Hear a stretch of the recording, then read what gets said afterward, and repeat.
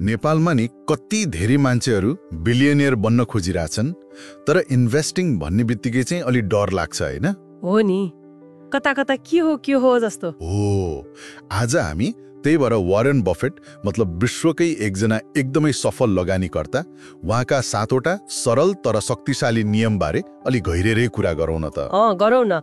उहाँका अन्तर्वार्ता लेखहरू हेर्दा नि यी नियमहरू एकदमै व्यावहारिक लाग्छन्। हो, हाम्रो उद्देश्य पनि त्यही हो, यी नियमलाई एकदम सरल नेपालीमा अलि रमाइलो पाराले बुझ्ने, ताकि सानोथिनो बचतले पनि भोलि ठूलै रुख बन्न सकोस् भन्ने आशा। एकदम, यो रकेट साइन्स जस्तो गाह्रो कुरै होइन, बस अलिकति बुद्धि, धैर्य अनि अनुशासन चाहियो। सुरु गरौँ पहिलो नियमबाटै है। ल, पहिलो नियम स्मार्ट, ऊर्जावान र सबैभन्दा महत्त्वपूर्ण चाहिँ इमान्दार हुनुहोस् रे। बफेटले त इन्टेग्रिटीलाई यति माथि राख्नुहुन्छ कि उहाँ के भन्नुहुन्छ भने कोही मान्छे इमान्दार छैन भने त बरु ऊ अल्छी र मूर्ख नै ठीक हो र। किन त्यस्तो? किनभने चलाक र एकदमै फुर्तिलो मान्छे तर बेइमान छ भने त्यसले त झन् धेरै नोक्सान गर्छ नि सिस्टमलाई, होइन र? ए हो त नि, यो त व्यापारमा मात्र होइन, सायद हरेक सम्बन्धमा पनि लागू हुन्छ होला है। निश्चित रूपमा विश्वास नभए त केही पनि टिक्दैन। लगानीको संसार त झन् विश्वासमै अडिएको हुन्छ। इमान्दारी बिनाको चलाकी त विष जस्तै भयो। ठिक हो।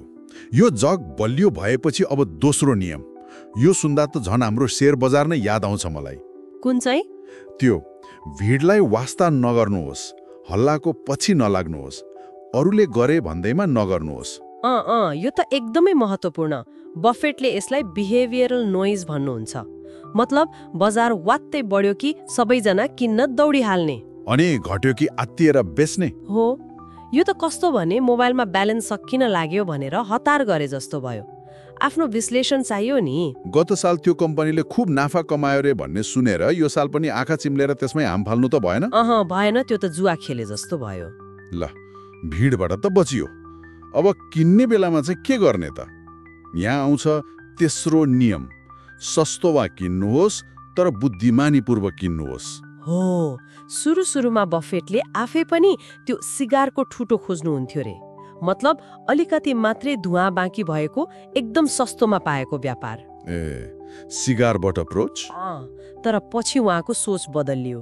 उहाँले के बुझ्नुभयो भने एउटा अद्भुत एकदम राम्रो कम्पनी ठिकठाक मूल्यमा किन्नु चाहिँ सामान्य खालको कम्पनी एकदमै सस्तोमा किन्नुभन्दा धेरै राम्रो हो। भनेपछि खालि सस्तो खोजेर मात्र भएन, गुणस्तर पनि हेर्नु पर्यो, त्यसको लामोसम्मको भ्याल्यु कस्तो छ त्यो चिन्न सक्नु पर्यो। कमजोर जगमा बनेको सस्तो घरले पछि झन् दुःख दिन्छ नि। हो त नि, यो सुन्दा त खै मेरो पैसा कहाँ अल्झेको छ भनेर एकछिन सोच्न मन लागिहाल्यो होला कतिलाई। लाग्न सक्छ। ल, अब चौथो नियमतिर जाउँ। यो चाहिँ आफैलाई चिन्ने कुरा जस्तो छ। आफ्नो क्षमताको घेराभित्र रहनुहोस्। Circle of competence.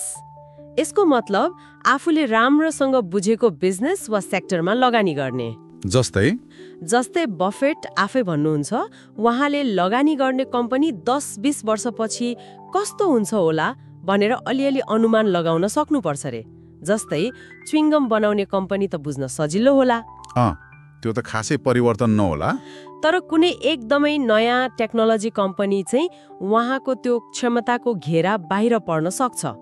उहाँले प्रष्ट भन्नुहुन्छ नि, मलाई यो बुझ्न गाह्रो छ, त्यसैले म यसमा लगानी गर्दिन।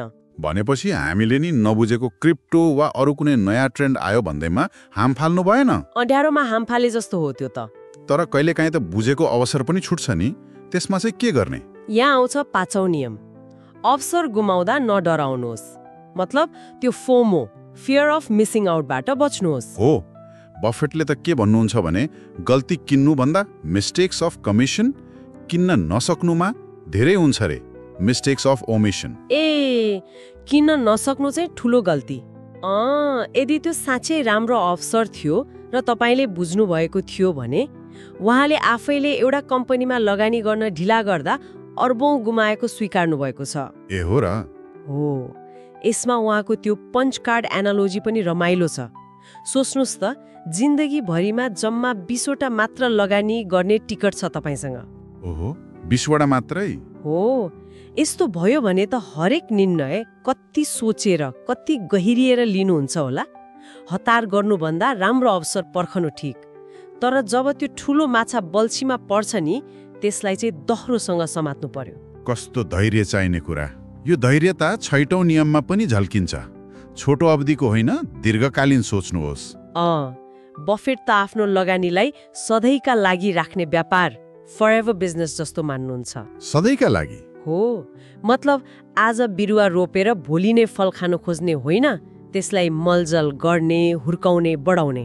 एउटा राम्रो व्यापार छ भने बजार अलिकति तलमाथि हुँदैमा बेचिहाल्नु भएन नि। त्यो त राम्रो सम्बन्धलाई सानो कुरामा तोडे जस्तो भयो। विश्वास गरेपछि समय दिनुपर्छ। छिनछिनमा पोर्टफोलियो हेरेर आत्तिने बानीले उल्टै घाटा गराउँछ। अनि अन्तिम 7औं नियम, यो अलि टेक्निकल सुनिन्छ, तर सारमा यो पनि सरल नै छ। कम्पनीको आन्तरिक मूल्य बुझ्नुहोस्, इन्ट्रिन्सिक भ्याल्यु हो। यसको मतलब चाहिँ त्यो कम्पनीको शेयरको आज बजारमा कति भाउ चलिरहेको छ भन्ने मात्रै हेर्ने होइन।